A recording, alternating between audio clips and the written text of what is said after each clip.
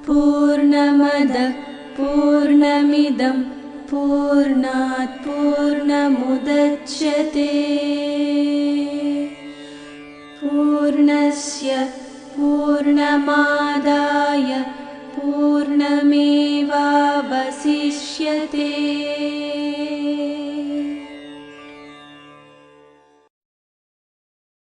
శ్రీమద్భగవద్గీత 2వ అధ్యాయం సాంఖ్యయోగంలో మన తండ్రి మనకు చెబుతున్నారు, తాబేలు తన ఇంద్రియాలను ఏ విధంగానైతే లోపలికి తీసుకుంటుందో ఆ విధంగా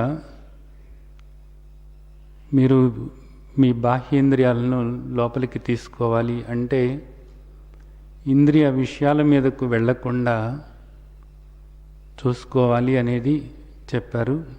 ఇది ముఖ్యమైనటువంటి విషయం. అంటే బాహ్యేంద్రియ నిగ్రహము. ఈ బాహ్యేంద్రియ నిగ్రహం ఏమంటారు అంటే దమము అంటారు. బాహ్యేంద్రియాలని లోపలికి తీసుకోవటం, బాహ్యేంద్రియాలని నియంత్రించుకోవటము, దీన్ని దమము అంటారు. అలాగే అంతరేంద్రియ నిగ్రహము, లోపల మనస్సులో కూడా నీవు ఈ విషయాల గురించి ఆలోచించకుండా మనస్సును నియంత్రించుకోవటము. ఇంద్రియ విషయాల గురించి మనస్సు ఆలోచించకుండా, అలాగే నీకు ఈర్ష్య, అసూయ, ద్వేషము, కోపము, కపటము, శత్రుత్వము ఇలాంటి ఆలోచనలు చేయకుండా నీ మనస్సు ఎప్పుడూ కూడా నిర్మలంగా ఉండేలాగా నియంత్రించుకోవటం. నీ మనస్సు ఎప్పుడూ కూడా సద్గ్రంథాల గురించి, అలాగే శ్రవణం చేసినటువంటి విషయాలు ఏవైతే ఉన్నాయో ఆ విషయాల గురించి మాత్రమే ఆలోచించుకుంటూ ఉన్నట్లయితే నీ మనస్సును నువ్వు నియంత్రించుకున్నట్లు అవుతుంది. ఈ విధంగా మనస్సును నియంత్రించుకోవటం అనేటటువంటిది శమ అంటారు. శమ, దమ. అంతరేంద్రియమైన మనస్సును నియంత్రించుకోవటం అనేటటువంటిది శమ, బాహ్యేంద్రియాలను నియంత్రించుకోవటం అనేటటువంటిది దమము అంటారన్నమాట. ఈ విధంగా ఈ రెండు కూడా నువ్వు ఆచరణలోకి పెట్టుకోవాలి అనేది మనకు చెప్పారు. అలాగే తాని సర్వాణి సంయమ్య యుక్త అసీత మత్పర వశేహి యస్యేంద్రియాణి తస్య ప్రజ్ఞా ప్రతిష్ఠితా అనేది మనకు మన తండ్రి చెప్పారు. ఏం చెప్పారు? వీటన్నిటినీ అంటే బాహ్యేంద్రియాలను, అంతరేంద్రియాన్ని నియంత్రించుకోవాలి. నియంత్రించుకుని నువ్వు ఏం చేయాలి? యుక్త అసీత మత్పర. నీవెప్పుడు కూడా నీ మనస్సు ఆత్మధ్యానం నందు లగ్నమయ్యేలాగా చేసుకోవాలి అన్నారు. ఆత్మధ్యానం నందు లగ్నమయ్యేలాగా చేసుకోవటం అంటే ఏంటి? ఆత్మగా లక్షణాలు, ఆత్మ యొక్క లక్షణాలు ఏవైతే ఉన్నాయో ఆ లక్షణాలను నువ్వు గుర్తు చేసుకుంటూ ఉండాలి అనేది ఇక్కడ మనకు చెబుతున్నటువంటి విషయం. నిరంతరము కూడా నీవు ఆత్మస్వరూపానివి అనేది మన తండ్రి మనకు చెప్పారు. ఆత్మస్వరూపమైనటువంటి నీవు ఆత్మస్వరూపంగా నీ లక్షణాలు ఏవైతే ఉన్నాయో ఆ లక్షణాలను నిరంతరము కూడా నీవు స్మరించుకుంటూ ఉన్నట్లయితే అది యుక్త అసీత మత్పర అనేటటువంటి సాధన నువ్వు చేసినట్లవుతుంది అనేది అర్థం చేసుకొని ఆ విధంగా ఉండాలి. నిరంతరము కూడా ఆత్మలక్షణాలు స్మరించుకుంటూ ఉన్నట్లయితే అదే నిధిధ్యాసన అని మనకు పెద్దలు చెప్పారు. ఇది నీవు వేదాంత ధ్యానము చేసినట్లవుతుంది, వేదాంత ధ్యానము చేసినట్లవుతుంది. ఈ విధంగా ఉన్నట్లయితే నీవు స్మృతిలో ఉన్నావు అనేది మనకు ఇక్కడ పెద్దలు చెప్తున్నారు. స్మృతిలో ఉన్నావు. స్మృతి అంటే ఏంటి? స్మరించుకుంటూ ఉండటమే ఇక్కడ స్మృతి అనబడుతుంది.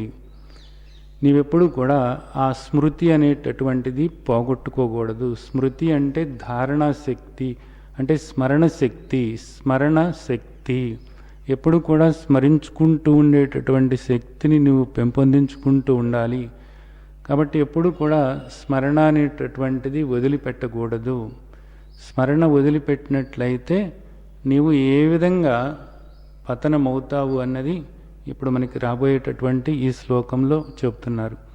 కాబట్టి ఇప్పుడు వరకు కూడా మనకు చెప్పినటువంటిది ఏది? సాధన పరంగా ముందు చెప్పినటువంటిది బాహ్యేంద్రియాలను నిగ్రహించుకోవాలి, దమము. అలాగే అంతరేంద్రియం మనస్సును నిగ్రహించుకోవాలి, శమము. అలాగే నిగ్రహించుకున్నటువంటి మనస్సును ఏం చేయాలి? సరైనటువంటి రీతిలో ఉంచుకోవాలి. ఏ విధంగా ఉంచుకోవాలి? ఆత్మగా నీ లక్షణాలు ఏవైతే ఉన్నాయో ఆ లక్షణాలను నిరంతరము కూడా స్మరించుకుంటూ ఆ దృష్టితో ఉండేలాగా చేసుకున్నట్లయితే ఇది సరైనటువంటి సాధన అవుతుంది అనేది మనకి ఇప్పుడు దాకా మన తండ్రి శ్రీమద్ భగవద్గీతలో చెప్పారు. దీన్ని అర్థం చేసుకోవాలి. అలా కాకుండా గనక చేసినట్లయితే ఏమవుతుంది? ఆ ఇంద్రియ విషయాలు ఎంతో శక్తివంతమైనటువంటివి. అవి నిన్ను బలవంతంగా లాగుతాయి, మనస్సును బలవంతంగా వాటి వైపు లాగేస్తాయి అనేది మనకు ఇక్కడ శ్రీమద్ భగవద్గీతలో చెప్పారు. మనస్సును లాగేస్తాయి అంట. దేని నుంచి లాగేస్తాయి? మనస్సు దేనిలో ఉంది? స్మరణలో ఉంది. మనస్సు స్మరణలో ఉందన్నమాట. స్మరణలో ఉన్నటువంటి మనస్సును అటువైపు ఆ ఇంద్రియ విషయాలు లాగేస్తాయి. అవి చాలా బలమైనటువంటివి. లాగేసి మనస్సు వాటిలో కూరుకుపోయేలాగా చేస్తాయి అన్నమాట. మనస్సు వాటిలో కూరుకుపోయేలాగా చేస్తాయి. కాబట్టి అంత బలమైనటువంటి ఆ ఇంద్రియ విషయాల్లోకి మనస్సు వెళ్లకుండా చేసుకోవాలి అంటే నీవు స్మరణ శక్తి పెంచుకోవాలి. నిరంతరము కూడా స్మరించుకుంటూ ఉండాలి. మనకు పెద్దలు ఒక విషయం చెప్తారు, కలౌ స్మరణాన్ముక్తి అని. ఈ కలియుగంలో నిజానికి స్మరించుకోవటం వల్ల నీవు ముక్తి పొందుతావు అని చెప్తారు. దేన్ని స్మరించుకోవటం వల్ల నీవు ముక్తి పొందుతావు? ఆత్మను స్మరించుకోవటం వల్ల ముక్తి పొందుతావు. ఆత్మధ్యానము చేయటం వల్ల నీవు ముక్తి పొందుతావు. ఆత్మచింతనలో ఉండటం వల్లనే నీవు ముక్తి పొందుతావు.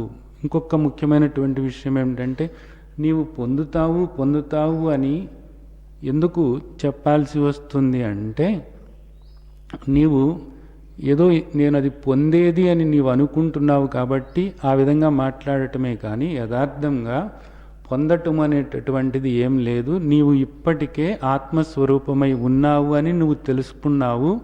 మనకు శ్రీమద్ భగవద్గీతలో సాంఖ్యయోగంలో మన తండ్రి చెప్పారు స్పష్టంగా, నీవు దేహం కాదు, నువ్వు ఆత్మస్వరూపానివి. నిత్య సర్వగత స్థాణు అచల సనాతన అవ్యక్త అచింత్య అవికార ఆత్మస్వరూపానివి. నీవు ఆనందస్వరూపానివి. నీవు కర్తవు కాదు, భోక్తవు కాదు, నీవు జన్మించేవాడివి కాదు, మరణించేవాడివి కాదు. నీవు శాశ్వతమైన ఆత్మస్వరూపానివి, ఆనందస్వరూపానివి అని మన తండ్రి మనకు చెప్పారు. కాబట్టి ఈ విధంగా నిన్ను గుర్తు చేసుకుంటూ ఉండాలి. ఈ విధంగా ఆత్మస్వరూపమైనటువంటి నీ గురించి నీవు ఆలోచించుకుంటూ స్మరించుకుంటూ ఉన్నట్లయితే అప్పుడు అది సరైనటువంటి స్మరణ అవుతుంది. ఈ స్మరణ శక్తి ఎవరైతే పెంచుకుంటారో వాళ్ళు ఈ జీవితం ధన్యం చేసుకోవటానికి, సార్థకం చేసుకోవటానికి అవకాశం ఉంటుంది. కాబట్టి ఇది ముఖ్యమైన విషయం, అర్థం చేసుకోండి. సరే, ఈరోజు తర్వాత శ్లోకంలోకి వెళ్ళే ముందు, ఒకవేళ మనం అలా కాకుండా విషయాల్లోకి మనస్సు వెళ్ళేలాగా ఈ ఇంద్రియాలు ఆ ఇంద్రియ విషయాల వైపే వెళుతూ ఉండేలాగా చేస్తే ఏమవుతుంది అన్నదానికి కిందటి వారం మనం ఒక ఉదాహరణ చెప్పుకున్నాం. వాలి గురించి మనం మాట్లాడుకున్నాం. వాలితో యుద్ధం చేయాలి అని ఎవరైనా అనుకుని వాలికి ఎదురుగా వెళ్ళి యుద్ధం చేయటానికి నిలబడితే వెంటనే ఏమవుతుంది? ఎవరైతే యుద్ధం చేయాలనుకున్నారో వాలితో వాళ్ళ బలం సగం వాలికి వెళ్ళిపోతుంది. వాలి అసలే యథార్థంగా బలవంతుడు. వీళ్ళ బలం సగం వాలికి వెళ్ళిపోయినప్పుడు ఎట్టి పరిస్థితుల్లోనూ కూడా వాలితో వీళ్ళు యుద్ధం చేసి గెలవటం అన్నది సాధ్యం కాదు. సరే, ఏదో ప్రయత్నం చేశారనుకోండి. ప్రయత్నం చేసినప్పుడు ఏమవుతుంది? వీళ్ళ బలం సగం వాలికి వెళ్ళిపోతుంది. ఆ యుద్ధంలో వీళ్ళు ఓడిపోవటం జరుగుతుంది. సరే, మరలా ఉండలేక మరలా యుద్ధానికి వెళ్ళారనుకోండి. వెళ్ళినప్పుడు ఏమవుతుందంటే ఇప్పుడు ఇంకా దేహంలో ఉన్నటువంటి సగం బలం కాస్త మళ్ళీ అది కూడా వాడికి వెళ్ళిపోతుంది. ఈ విధంగా ఎన్నిసార్లు వీళ్ళు యుద్ధానికి వెళుతుంటే అన్నిసార్లు ఆ ఉన్న బలంలో సగమల్లా వెళ్ళిపోతుంటుంది. తర్వాత యుద్ధానికి వెళితే ఎంత బలం ఉందో దానిలో సగం బలం అంతా వాలికి వెళ్ళిపోతుంది.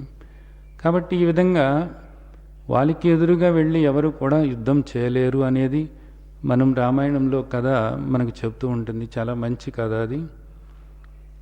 అలాగే ఇప్పుడు మన మనస్సు ఒక ఇంద్రియ విషయం మీదకి వెళ్ళిందనుకోండి, అది ఏదైనా కానీ, ఇది మనకు ప్రమాదము. ఇంద్రియ విషయంలోకి మనస్సు వెళ్ళి ఆ విషయం గురించి ఆలోచిస్తుంది. అది చూసేది కావచ్చు, వినేది కావచ్చు, అలాగే తినేది కావచ్చు, ఏదైనప్పటికీ కూడా దాన్ని గురించి ఆలోచిస్తుంది అని మీకు తెలవగానే ఎమ్మటే మీరు ఆలోచనలు నియంత్రించుకొని ఏ ఆలోచన చేస్తే మీరు బయటపడతారో, ఏ ఆలోచన మీకు శ్రేయోదాయకమో ఆ ఆలోచన మీదకు మీరు మనస్సు మళ్లించుకోండి. ఏది చేయాలి అప్పుడు? వెంటనే ఇది మనకు శ్రేయోదాయకం కాదు, కాబట్టి దీని గురించి మనం ఆలోచించకూడదు అని భగవద్గీతలో ఉన్నటువంటి శ్లోకం ఏదైనా తీసుకొని ఆ శ్లోకాన్ని గుర్తు చేసుకుంటూ ఆ శ్లోకం యొక్క అర్థం ఏమిటో ఆలోచించుకుంటూ ఉన్నట్లయితే మనస్సును మీరు నియంత్రించుకోవటానికి కుదురుతుంది. అంటే ఇటువైపుకు వెళ్ళేటటువంటి మనస్సును నియంత్రించి సరైనటువంటి రీతిలో ఇటువైపుకి మళ్లించుకోవటానికి వీలవుతుంది. కాబట్టి ఎప్పుడు కూడా మనస్సుని సరైనటువంటి రీతిలో మళ్లించుకోవాలి. ఇది ఆ ఇంద్రియ విషయం గురించి ఆలోచన మొదలైనప్పుడే మీరు గ్రహించి దాన్ని సరైనటువంటి రీతిలో మనస్సును మళ్లించుకొని సరైన ఆలోచన చేసినట్లయితే మీరు తేలిగ్గా బయటపడతారు. అలా కాకుండా ఆ విషయంలోకి ఇంకా లోతుగా వెళ్ళిపోయారనుకోండి, లోతుగా వెళ్ళిపోయినప్పుడు ఏమవుతుందంటే మీరు బయటకు రావటం అనేది కష్టమవుతుంది. సరే, ఏదో విధంగా బయటకు వచ్చారనుకోండి, బయటకు వచ్చిన తర్వాత ఇంకా మీరు మళ్ళీ అటువైపు వెళ్ళకూడదు. ఏమైంది? ఇప్పుడు మీరు ఆ ఇంద్రియ విషయం ఆలోచన చేస్తున్నప్పుడు సగం బలం అది లాగేసింది. మీకు వాలిగినక సగం బలం లాక్కున్నట్లుగా ఆ ఇంద్రియ విషయము ఏం చేసింది? మీ సాధనా బలాన్ని సగం లాగేసుకుంది.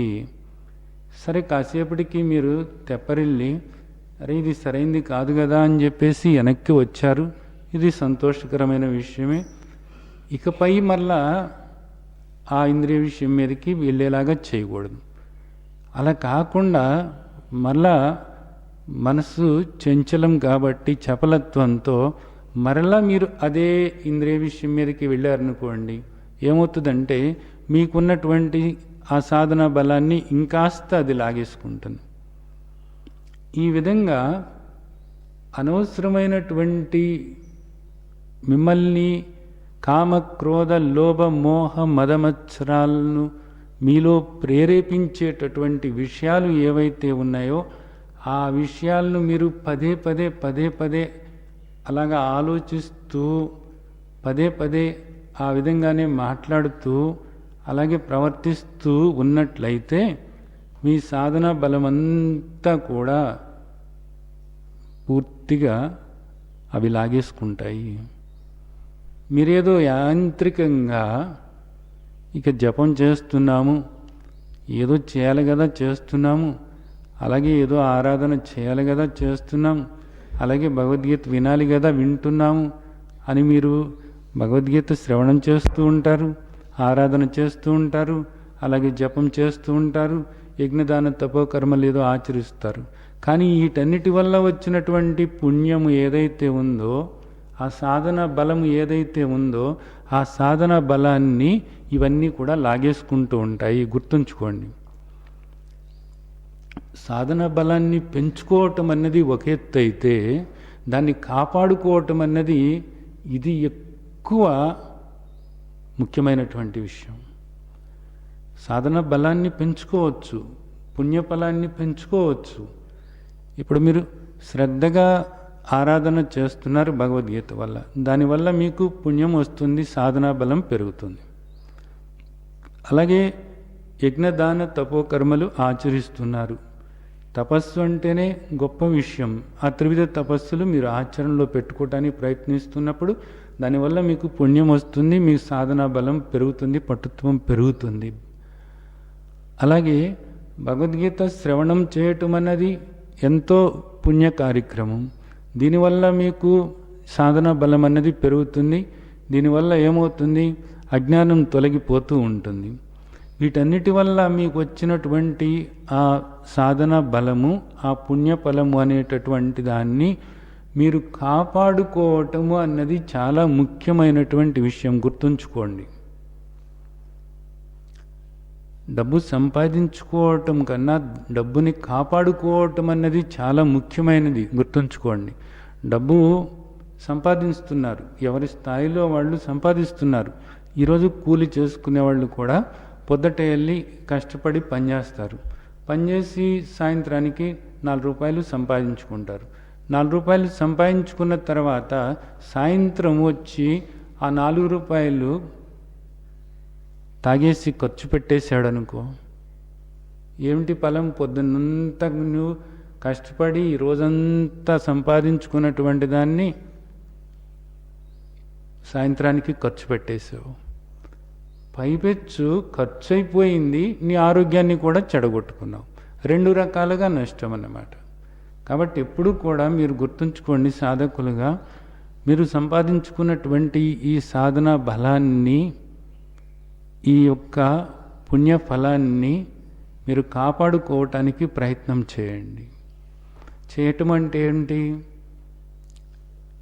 పొరపాటును కూడా ఎప్పుడు కూడా మనస్సులో కానీ, మాటలో కానీ, చేతల్లో కానీ ఎప్పుడు కూడా పొరపాటును కూడా ఇది ఖర్చు అయ్యేటటువంటి పని చేయకూడదు.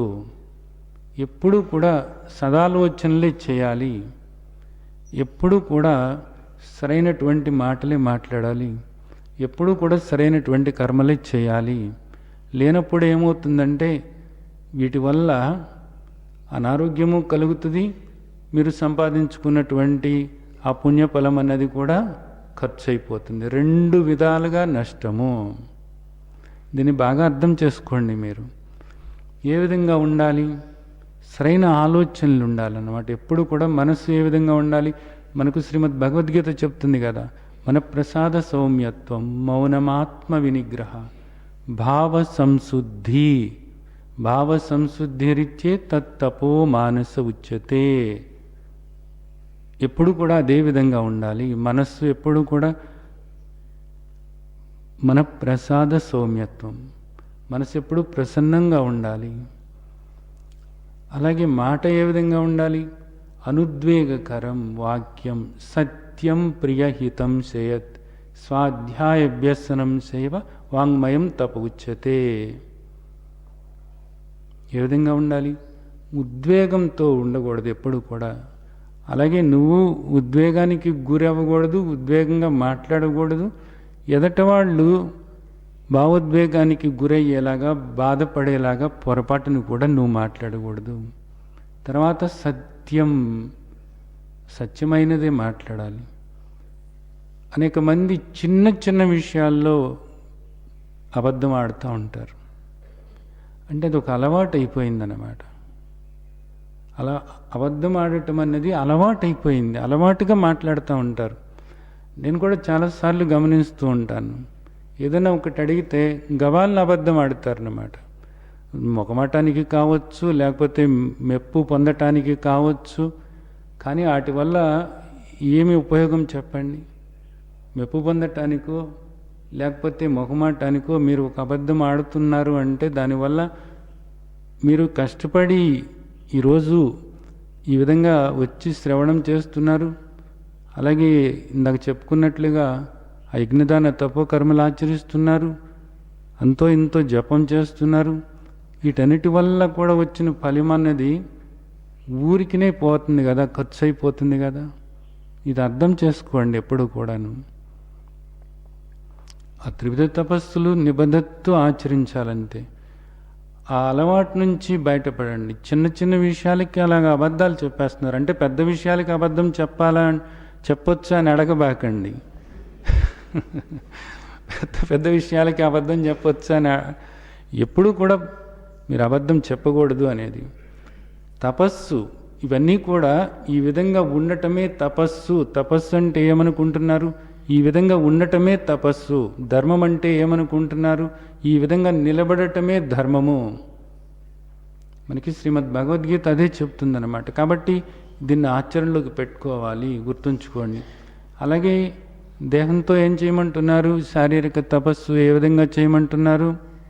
దేవద్విజ గురు ప్రాజ్ఞ పూజనం శౌచం ఆర్జవం బ్రహ్మచర్యం అహింసాస శారీరం తప ఉచ్యతే. ఇది గుర్తుంచుకోవాలి ఎప్పుడు కూడాను. పెద్దల్ని గౌరవించటం అనేటటువంటిది, పెద్దల్నే కాదు చిన్నలను కూడా గౌరవించాలి ఇక్కడ మనం. ఎందుకంటే అందరూ కూడా పరమాత్మ స్వరూపమే కాబట్టి ఆ గౌరవ భావన అనేటటువంటిది ఎప్పుడు ఉండాలి. ప్రతి ఒక్కరి పట్ల కూడా గౌరవ భావన, ప్రేమ ఉండాలి, ఎప్పుడు కూడా ఉండాలి.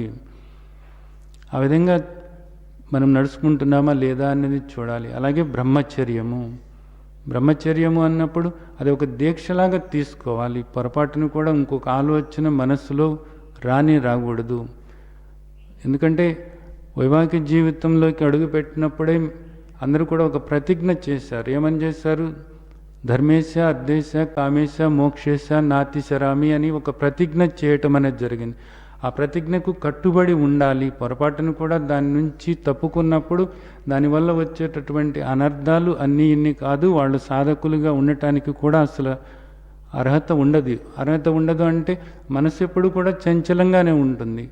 ఆ విధంగా చంచలంగా ఉన్నటువంటి మనసుతో ఎవరు మాత్రం ఎన్నిసార్లు ఎంత సాధన చేసినా, ఎన్ని రోజులు యజ్ఞదాన తపోకర్మలు ఆచరించినా, ఎన్ని రోజులు భగవద్గీత పారాయణాలు చేసినా దానివల్ల ఏ ఫలితం ఉండదు, గుర్తుంచుకోండి. అలాగే శౌచం అనేటటువంటిది మనకు చెబుతున్నారు శారీరక తపస్సు కింద. శుభ్రత అనేటటువంటిది ఎక్కడ ఉన్నా సరే, ఎవరు చూస్తున్నా చూడకపోయినా మనం మన పరిసరాలను కూడా శుభ్రంగా ఉంచుతున్నామా లేదా అనేటటువంటిది గుర్తుంచుకోవాల్సిన విషయం. ఇవన్నీ కూడా మనం ఆచరించుకుంటూ ఉన్నట్లయితే ఏమవుతుంది? మనకు బలం పెరుగుతుంది, సాధనలో బలం పెరుగుతుంది, స్మరణ శక్తి పెరుగుతుంది, అలాగే పుణ్యఫలం అన్నది పెరుగుతుంది. ఇవన్నీ కూడా మనకు ఎందుకు ఉపయోగపడతాయి అంటే స్థిత ప్రజ్ఞుడుగా ఉండటానికి. మనం ఏ జ్ఞానమైతే ఇక్కడ తెలుసుకున్నామో, శ్రవణం చేసి ఏ జ్ఞానం అయితే మనం తెలుసుకున్నామో, మననం చేసి సంశయాలన్నీ కూడా పోగొట్టుకొని ఇది సరైనది అని ఒక నిశ్చయానికి, ఏ జ్ఞానం పట్ల నిశ్చయానికి వచ్చామో ఆ జ్ఞానము స్థిరపరచుకోవటానికి, బుద్ధిలో స్థిరపరచుకుని స్థితప్రజ్ఞులుగా మారటానికి ఇవన్నీ కూడా మనకు ఉపయోగపడేటటువంటివి, గుర్తుంచుకోవాల్సినటువంటి విషయాలు. కాబట్టి ఎప్పుడు కూడా పొరపాటును కూడా వీటిని పోగొట్టుకోవాలి. మనం చేసినటువంటి సాధన బలాన్ని పోగొట్టుకోవాలని అలాంటి ప్రయత్నాలు ఎప్పుడు కూడా చేయబాకండి, బాగా గుర్తుంచుకోండి. సరే, ఇక్కడ తర్వాత శ్లోకం గురించి మాట్లాడుకుందాం. భగవద్గీతలో చాలా ముఖ్యమైనటువంటి శ్లోకం ఇప్పుడు మనం మాట్లాడుకునేది. అందరూ కూడా ఇప్పుడు మాట్లాడుకునేటటువంటి ఈ 2 శ్లోకాలు ఎప్పుడు కూడా గుర్తుంచుకోవాల్సినటువంటి శ్లోకాలు. అవి అసలు మనసులో కదలాడుతూ ఉన్నట్లయితే ఆ శ్లోకాలే ఒక నియమంగా మనం ఈ సాధనా విధానంలో శ్రీమద్ భగవద్గీత చెప్పినట్లుగా నడుచుకోవటానికి ఈ శ్లోకాలు మనల్ని అలా నియంత్రించుతూ ఉంటాయి అన్నమాట. ఎంతో బలమైనటువంటి శ్లోకాలు. ధ్యాయతో విషయాన్ పుంసః సంగస్తే శాపజాయతే సంగాత్ సంజాయతే కామాత్ క్రోధో అభిజాయతే క్రోధోద్భవతి సమ్మోహాత్ స్మృతి విభ్రమః స్మృతిభ్రంశాత్ బుద్ధినాశో బుద్ధినాశాత్ ప్రణశ్యతి. ఇక్కడ ఈ 2 శ్లోకాల్లోనూ కూడా ఎంతో ముఖ్యమైనటువంటి విషయం మనకి చెప్తున్నారు. మనం తాని సర్వాణి సంయమ్య యుక్త ఆసీత మత్పరః వసేహి యస్యేంద్రియాణి తస్య ప్రజ్ఞా ప్రతిష్ఠిత.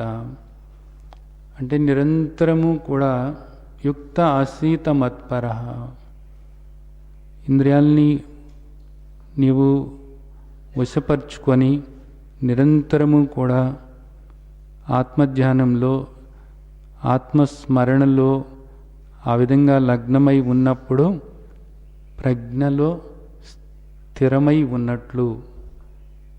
అలాంటి వాడు ఏ విధంగా పతనమవుతాడు అని ఈ శ్లోకాల్లో, ఈ 2 శ్లోకాల్లో చెప్తున్నారు.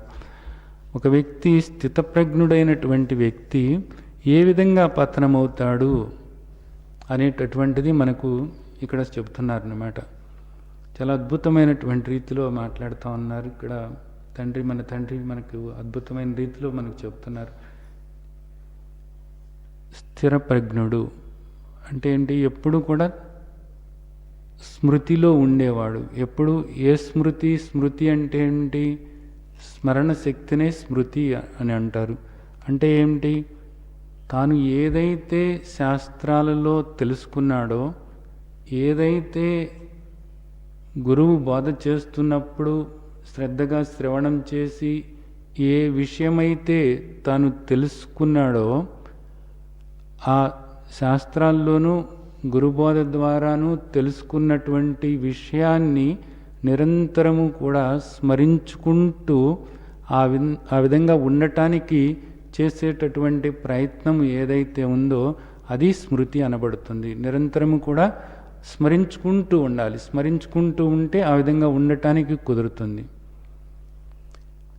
ఇప్పుడు ఆ స్మృతిలో ఉన్నటువంటి వ్యక్తి నిరంతరము కూడా ఆ విధంగా ఉన్నటువంటి స్థితప్రజ్ఞుడు ఏ విధంగా పతనమవుతాడు అన్నది ఇక్కడ మనకు చెప్తున్నారు. ఏ విధంగా పతనమవుతాడట? ధ్యాయతో విషయాన్ పుంసః సంగస్తే శాపజాయతే సంగాత్ సంజాయతే కామాత్ క్రోధో అభిజాయతే. ముందు చెప్పిందేంటి? ధ్యాయతో విషయాలను ధ్యానించటము అంట. ఇక్కడ ఒకటి మనం అర్థం చేసుకోవచ్చు. ధ్యానము అన్నప్పుడు రకరకాలైనటువంటి అభిప్రాయాలు ఉంటాయి అందరికీ కూడా. ఇక్కడ భగవద్గీత ఏమంటుంది? ధ్యాయతో విషయాన్ అంది. ఏమిటి విషయాలు? ఈ ఇంద్రియ విషయాలు. ఇక్కడ ఇంద్రియాలకు సంబంధమైనవి అన్నీ కూడా విషయాలు అనబడుతున్నాయి.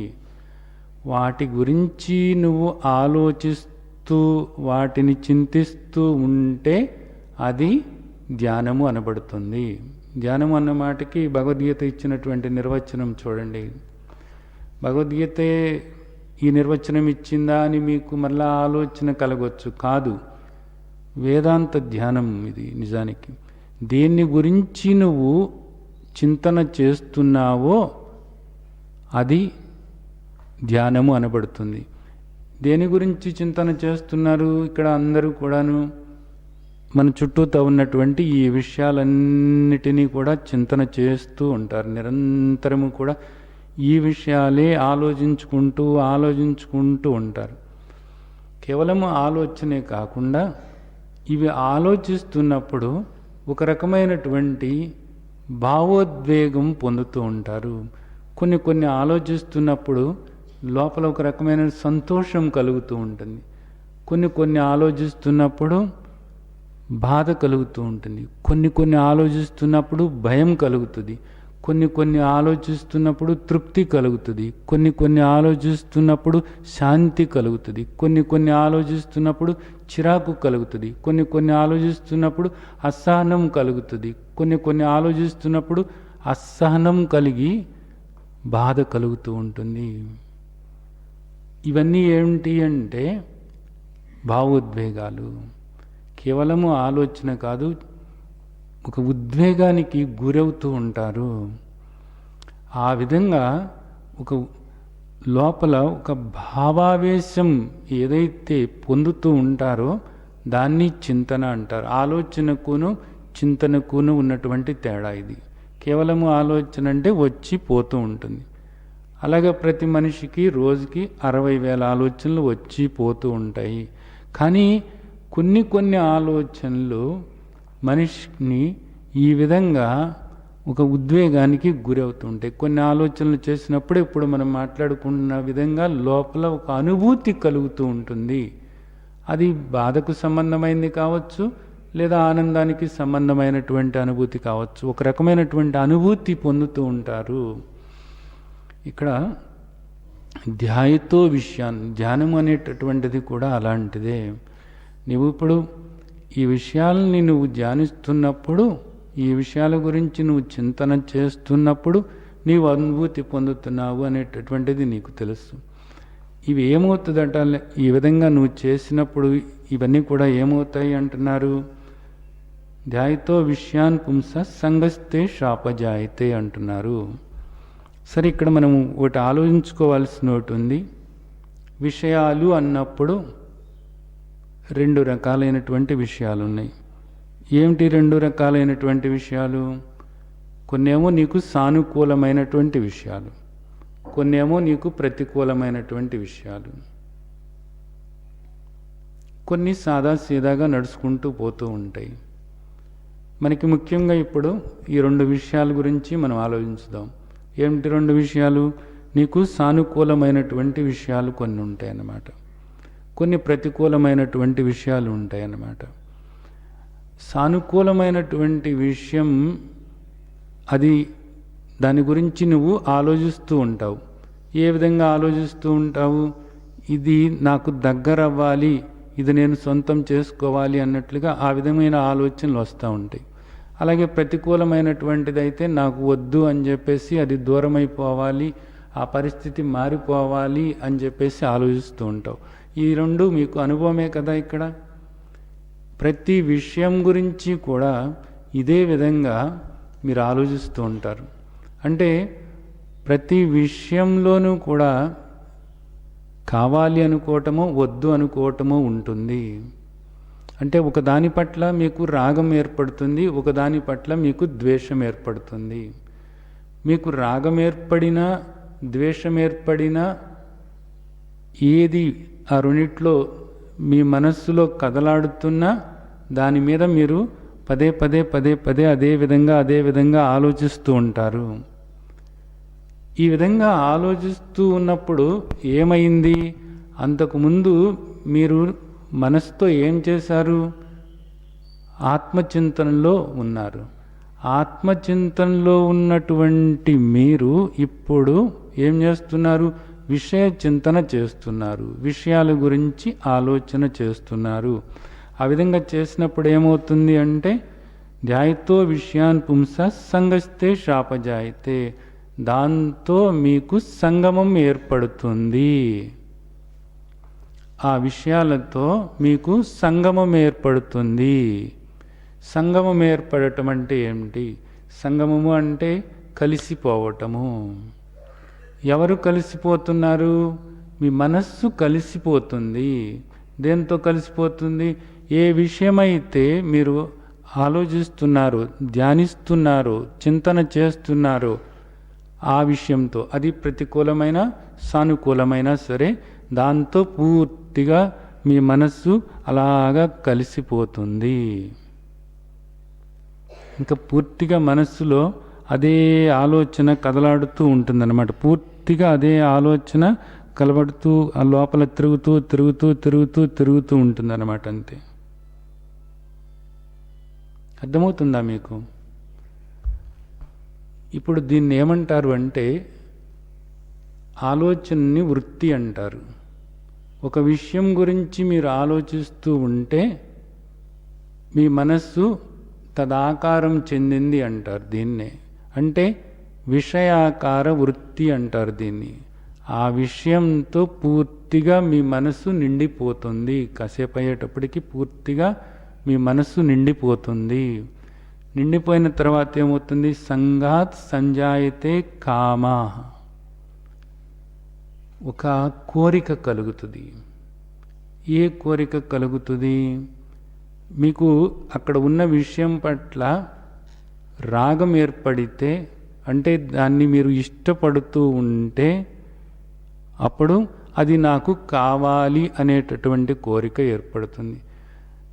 నేను సొంతం చేసుకోవాలి అనేటటువంటి కోరిక ఏర్పడుతుంది. అది నాకు దగ్గరగా ఉండాలి అనేటటువంటి కోరిక ఏర్పడుతుంది. నేను అనుకున్నట్లుగా జరగాలి అనేటటువంటి కోరిక ఏర్పడుతూ ఉంటుంది. అదే మీరు ఒకదాని పట్ల ద్వేషం ఏర్పరచుకున్నారనుకోండి, ద్వేషం ఏర్పరచుకునేటప్పుడు అది నాకు దూరం అయిపోవాలి, అది అలా జరగకూడదు, వాళ్ళు అలాగ ఉండకూడదు, వాళ్ళు అలాగ ప్రవర్తించకూడదు, వాళ్ళు అలాగ ఉండటం అసలు నాకు ఏమాత్రము కూడా ఇష్టం కాదు, వాళ్ళు నాకు దూరం అయిపోవాలి, ఆ వస్తువు నాకు దూరం అయిపోవాలి, ఆ పరిస్థితి నాకు దూరం అయిపోవాలి, ఆ కాలం కూడా నాకు దూరం అయిపోవాలి, ఈ విధంగా ఆలోచిస్తూ ఉంటారు. అది సానుకూలంగానైనా ప్రతికూలంగానైనా సరే, ఏ విధంగానైనా సరే నీ మనసంతా కూడా తదాకారం చెంది ఇప్పుడు ఈ కోరిక అనేటటువంటిది మొదలైంది. ఈ కోరిక అనేటటువంటిది మొదలైనప్పుడు ఏమవుతుంది అంటే ఇక్కడ మళ్ళీ ఏం జరుగుతుంది? ఈ కోరిక, ఇది నాకు కావాలి అన్నది ఒకటి, ఇది నాకు వద్దు అన్నది ఒకటి. కావాలి అనేటటువంటి కోరిక నీకు నెరవేరితే ఆ వ్యక్తి ఏమవుతాడు? సంతోషపడతాడు.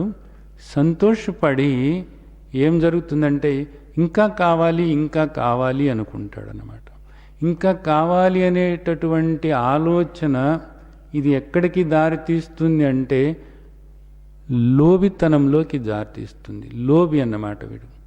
ఈ కావాలి అనే దానికి ఇంకా అక్కడ ఆగిపోడు మనిషి ఎప్పుడు కూడా. ఇంకా ఇది కాకపోతే ఇంకోటి, ఇది కాకపోతే ఇంకోటి, ప్రతిదీ కూడా నాకు కావాలి నాకు కావాలి నాకు కావాలి అనేటటువంటి ఒక ఆలోచన పెరుగుతూ ఉంటుంది వీడికి. దాంతో ఏమవుతుంది? వీడికి ఈ కామం అనేటటువంటిది లోభంలోకి తీసుకెడుతుంది అన్నమాట. అది కనుక నెరవేరినప్పుడు, అలాగే అది నెరవేరినప్పుడు అహంకారంతో ప్రవర్తిస్తూ ఉంటాడు. అహంకారంతో ప్రవర్తిస్తూ ఉండి కన్ను మిన్ను కానటం లేదు, వీళ్ళు అంత అహంకారంతో ప్రవర్తిస్తున్నారు అని చెప్పి అంటారు చూడండి. అలాగ అయిపోతాడనమాట. అలా అయిపోవటం అనేది ఒకటి, లేదా లోబిగా మారటం అనేది ఒకటి. ఈ రెంట్లో ఏదో ఒకటి జరుగుతుంది. ఇవి రెండూ కూడా అనర్థదాయకమే మనిషికి. ఈ రెండూ కూడా దుఃఖాన్ని కలిగించేటటువంటివే. ఈ రెండిటి వల్ల కూడా మనిషి స్మృతి కోల్పోతూనే ఉంటాడు, స్మరణను కోల్పోతూనే ఉంటాడు. అర్థం చేసుకోవాల్సినటువంటి విషయం. అలాగే నువ్వు వద్దు అనుకునేటటువంటిది ఏదైతే ఉందో అది నీకు దూరం అవ్వనప్పుడు, ఆ ప్రతికూల పరిస్థితి నీకు దూరం కానప్పుడు నీకెప్పుడు కూడా బాధ కలుగుతూనే ఉంటుంది. ఎప్పుడు కూడా బాధ కలుగుతూ ఉంటుంది, భయం వేస్తూ ఉంటుంది, అసహనం కలుగుతుంది, అసంతృప్తి కలుగుతూ ఉంటుంది. ఈ విధంగా సానుకూలమైన ప్రతికూలమైన కూడా రెండూ కూడా నీవు ఒక రకంగా కోరుకుంటున్నావు. ఇక్కడ వద్దు అనేది ఒక కోరికే, ఇక్కడ కావాలి అనేది కోరికే. ఏదైనా సరే కోరికే. ఏ విధంగా నువ్వు కోరినప్పటికీ కూడా, అంటే వద్దు అని కోరినప్పటికీ కావాలి అని కోరినప్పటికీ కూడా ఈ కోరికతో పాటే క్రోధము అన్నది ఉంటుంది అనేది మనకు ఇక్కడ చెబుతున్నారు. ఏమని చెబుతున్నారు? సంజాయితే కామ కామాత్ క్రోధో అభిజాయితే. క్రోధము అనేటటువంటిది కామానికి పక్కనే ఆనుకునే దాని నీడలాగా ఉంటుంది. అలాగే లోభితనం అన్నది కూడా ఉంటుంది. తర్వాత మనకు శ్రీమద్ భగవద్గీతలో చెబుతున్నారు ఏమని? కామ, క్రోధ, లోభ ఈ మూడు కూడా నరకానికి ద్వారము అనేది మనకు శ్రీమద్ భగవద్గీతలో వచ్చే అధ్యాయాల్లో చెప్పబోతున్నారు. కాబట్టి ఇక్కడ ఏమవుతుంది, నీకు ఇలాంటి కోరిక కలిగినప్పుడు నేను అనుకున్నది జరుగుతుందా లేదా అనేటటువంటిది నీకు ఒక ఆందోళన కలుగుతూ ఉంటుంది. ఇప్పటికీ జరుగుతుంది అనేటటువంటి ఒక ఆతృత ఎప్పుడూ నీకు ఉండనే ఉంటుంది. జరుగుతుందో లేదో అనేటటువంటి భయం కలుగుతూ ఉంటుంది. జరగదేమో అనేటటువంటి ఒక బాధ కలుగుతుంది. జరగకపోతే రేపు ఏమవద్దు అనేటటువంటి ఒక భయం కలుగుతూ ఉంటుంది. అలాగే ఇది జరగటానికి ఏదో అడ్డుపడుతుంది, ఎవరు అడ్డుపడుతున్నారని చెప్పేసి వాళ్ళ మీద నీకు కోపం కలుగుతూ ఉంటుంది. ఒక్కొక్కసారి నీ మీద నీకే కోపం కలుగుతూ ఉంటుంది. ఒకవేళ నువ్వు అనుకున్నట్లుగా కనుక ఈ రెండిట్లో ఏది జరగకపోయినప్పటికీ కూడా నీకేమవుతుంది, మానసికంగా అస్వస్థత చెందుతావు. ఒక్కొక్కసారి నువ్వు ఆత్మన్యూనతకు గురవుతూ ఉంటావు. ఒక్కొక్కసారి ఆత్మహత్యలే చేసుకుంటూ ఉంటావు. ఒక్కొక్కసారి దీనికి కారణం ఎవరు అని చెప్పేసి ఎవరినో బాధ్యులను చేసి వాళ్ళతో నువ్వు ఘర్షణ పడి వాళ్ళతో ఒక శత్రుభావన పెంచుకుంటూ ఉంటావు. ఏ విధంగా చూసినప్పటికీ కూడా ఇటు బాహ్యంగా నీకు ఇదంతా కూడా అనర్థదాయకమే అన్నది అర్థం చేసుకోవాల్సినటువంటి విషయం. సరే, ఇప్పుడు ఇది ఇంతటితో ఆగిపోయిందా? అసలు నువ్వు సామాన్యమైన వాడివి కాదు. ఎవరి గురించి ఇప్పుడు అసలు మనం మాట్లాడుకుంటున్నాము? సాధకుడి గురించి మాట్లాడుకుంటున్నాం. ప్రజ్ఞ స్థిరపరచుకోవాలి అని ఎవరైతే ప్రయత్నం చేస్తున్నారో వాళ్ళ గురించి మన తండ్రి శ్రీమద్ భగవద్గీతలో మనకు ఏదైతే చెప్పారో దాని ప్రకారంగా నడుచుకోవాలి అని ఎవరైతే అనుకుంటున్నారో వాళ్ళ గురించి మాట్లాడుతున్నాము. మన తండ్రి చెప్పినట్లుగా బాహ్యేంద్రియాలను, అంతరేంద్రియాన్ని కూడా నిగ్రహించుకొని వాటిని సరైన రీతిలో మళ్లించుకుంటూ నిరంతరము కూడా ఆత్మధ్యానం చేస్తూ నిరంతరము కూడా స్మరణ శక్తితో ఎవరైతే ఉండి ఆ ప్రజ్ఞ స్థిరపరచుకోవాలి అని ప్రయత్నం చేస్తున్నారో వాళ్ళ గురించి, ఆ ప్రజ్ఞ స్థిరపరచుకున్నటువంటి స్థితప్రజ్ఞుడు గురించి మాట్లాడుతున్నాం. ఇది మామూలు వ్యక్తుల గురించి కాదు, గుర్తుంచుకోండి. ప్రజ్ఞ స్థిరపరచుకున్న వాడి గురించి, నిరంతరము కూడా స్మృతిలో ఉండేవాడి గురించి, నిరంతరము కూడా ఆత్మాకార వృత్తితో ఉండేవాడి గురించి మాట్లాడుకుంటున్నాం. అలాంటి నిరంతరము ఆత్మాకార వృత్తితో నిరంతరము ఆత్మచింతనలో ఉన్నవాడు సైతం ఈ విధంగా విషయాలను ధ్యానిస్తూ ఉన్నప్పుడు జాయితో విషయాన్ పుంస సంగస్తే శాపజాయితే, దాంతో కలిసిపోతాడు. సంగా సంజాయితే కామ, ఆ తర్వాత వాడికి కామం కోరిక కలుగుతుంది. ఆ కోరిక ఎక్కడికి తీసుకువెళుతుంది? దాంతోపాటే క్రోధం కూడా ఉంటుంది. తర్వాత ఏమవుతుంది? క్రోధోద్భవతి సమ్మోహ. ఇంకా పూర్తిగా వీడు మోహానికి గురైపోయాడు, మోహంలో పడిపోయాడు అనమాట. మోహంలో పడటము అంటే ఏమిటి? మాయ కమ్మినట్లు అన్నమాట. ఇంకా వీడికి ఒక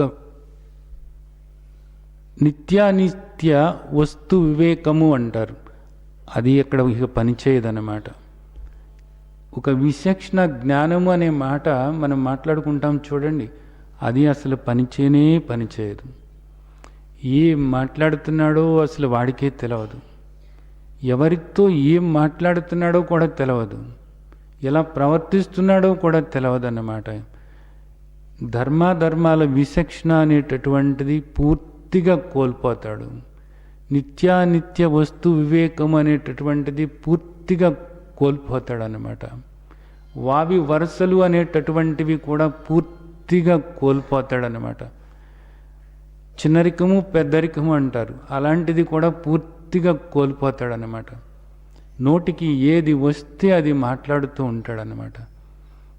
తన్ను కాపాడుకోవటానికి కూడా ఒక్కొక్కసారి అనేక రకాలైనటువంటి రీతుల్లో ప్రవర్తిస్తూ ఇష్టం వచ్చినట్లు మాట్లాడుతూ ఇష్టం వచ్చినట్లుగా ప్రవర్తిస్తూ ఉంటాడు. ఇక ఏది ధర్మము ఏది అధర్మము అన్నది ఏముండదు. ఇక్కడ నేను మాట్లాడవచ్చా ఇలాగా మాట్లాడకూడదా అనే ఆలోచన ఉండదన్నమాట. ఎవడు వీడు? సాధన చేస్తున్నటువంటి వాడు. శ్రవణం చేస్తున్నటువంటి వాడు, మామూలు వ్యక్తి గురించి కాదు ఇక్కడ మాట్లాడుతున్నది, గుర్తుంచుకోండి. సంవత్సరాల తరబడి భగవద్గీత శ్రద్ధగా శ్రవణం చేస్తూ ఉన్నటువంటి వాడు, భగవద్గీత ఆచరణలో పెట్టుకోవాలి అనేటటువంటి దృఢమైనటువంటి దీక్ష పూని నడుస్తున్నటువంటి వాడు, మామూలు వ్యక్తి కాదు, రోడ్డు పోయే మామూలు వ్యక్తి కాదు. ఆ దీక్షతో ఉండి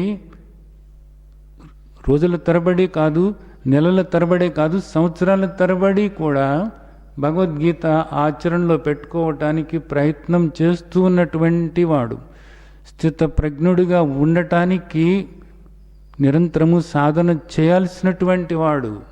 అలాంటి వాడు ఏమైపోయాడు ఇప్పుడు? మోహం కమ్మింది, ఏం తెలవటం లేదు, ఇష్టం వచ్చినట్లుగా మాట్లాడుతున్నాడు అన్నమాట. తను ఒకటి అనుకున్నాడు, దానికి తగ్గట్లుగా మాట్లాడుతున్నాడు అన్నమాట. అది సరైందా కాదా అన్నది కాదు, తన మనస్సు పూర్తిగా ఏమైంది? విషయాలతో పూర్తిగా మునిగిపోయిందన్నమాట. విషయాకారం చెందింది పూర్తిగాను. ఆత్మాకారంతో బ్రహ్మాకారంతో ఉండాల్సినటువంటి మనస్సు విషయాకారంగా మారిపోయి, అది విషయాకారము అంటేనే విషము, విషయాలే విషము అనేటటువంటిది అష్టావక్ర గీతలో మనకు మహర్షి అష్టావక్రుడు చెప్తున్నటువంటి మొట్టమొదటి మాట. ఈ విషయాలే విషము అనేటటువంటిది. అలాంటి వాడు ఇంకా అలాంటి విషయానికి గురైపోయాడన్నమాట. ఇంకా వాడికి ఏమి సరైనటువంటి విచక్షణ లేనే లేదు, లేకుండా మాట్లాడుతున్నాడు. అప్పుడు ఇంకా వీళ్ళు తల్లిదండ్రులు, వీళ్ళతో మనం ఇలా మాట్లాడకూడదు అనేది ఏం లేదు, పెద్ద చిన్న భేదం ఏమీ లేదు ఇంకాను, అంతే. తల్లిదండ్రులనైనా సరే తిడతా ఉంటాడు, వాళ్ళని కొడతానూ ఉంటాడు, గురువుల్ని కూడా ఇష్టం వచ్చినట్లుగా మాట్లాడుతూ ఉంటాడు, అంతే. గురువుల దగ్గర కూడా అబద్ధం చెబుతూ ఉంటాడనమాట, గురువుల గురించి కూడా చెడుగా మాట్లాడుతూ ఉంటాడన్నమాట. అలాగే అన్న అనేటటువంటి గౌరవం కూడా ఏమి ఉండదన్నమాట, అన్నను సైతం తిడుతూనే ఉంటాడనమాట. వీళ్ళు చిన్నవాళ్ళు, వీళ్ళకు తెలియదు, వీళ్ళకు సరిగ్గా చెప్పాలి అనేటటువంటి విచక్షణ కూడా ఏది ఉండదు. ఏ విషయంలోనూ కూడా విచక్షణ లేకుండా, విచక్షణ రహితుడై ఆ విధంగా ప్రవర్తిస్తూ ఉంటాడనమాట. అంటే ఒక సామాన్యమైన వ్యక్తి భగవద్గీత శ్రవణం చేసేవాళ్ళు కాదు, ఆధ్యాత్మికత గురించి తెలిసిన వాళ్ళు కాదు, సామాన్యులు ఉంటారు చూడండి. అలాంటి సామాన్యుడు కూడా వీళ్ళని చూసి ఆశ్చర్యపోతాడు. ఏంటి వీళ్ళు ఏ విధంగా ప్రవర్తిస్తున్నారేంటి? భగవద్గీత భగవద్గీత అని భగవద్గీత శ్రవణం చేస్తున్నారు, భగవద్గీత ఆచరణ అంటారు, ఆరాధించండి, అర్థం చేసుకొని ఆచరించండి అని చెప్తూ ఉంటారు. ఏంటో వీళ్ళు ఈ విధంగా ప్రవర్తించారు, ఏమిటి ఈ మాయలో పడిపోయారు, వీళ్ళకి కనీసం ఈ ఇంగిత జ్ఞానమన్నా లేకుండా పోయిందే వీళ్ళను అని సామాన్యులు ఆశ్చర్యపోయేలాగా అలాగా అయిపోతారట. మోహం కమ్మింది పూర్తిగా. ఏమైందప్పుడు? సమ్మోహాత్ స్మృతి విభ్రమ, స్మృతి పూర్తిగా కోల్పోయారన్నమాట. ఏమిటి స్మృతి అంటే? ఏంటి? స్మరణ శక్తి. ఏమిటి స్మరణ శక్తి అంటే?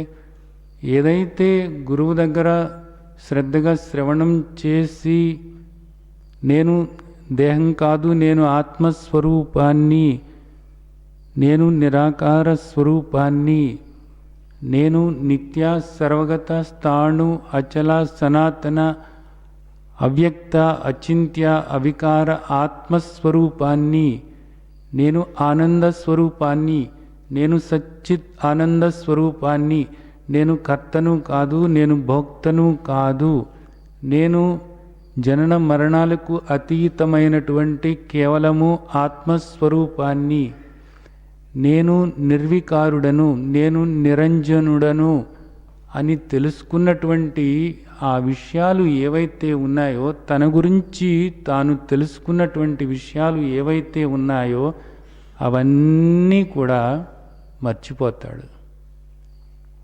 స్మృతి విభ్రమ పూర్తిగా పోయింది.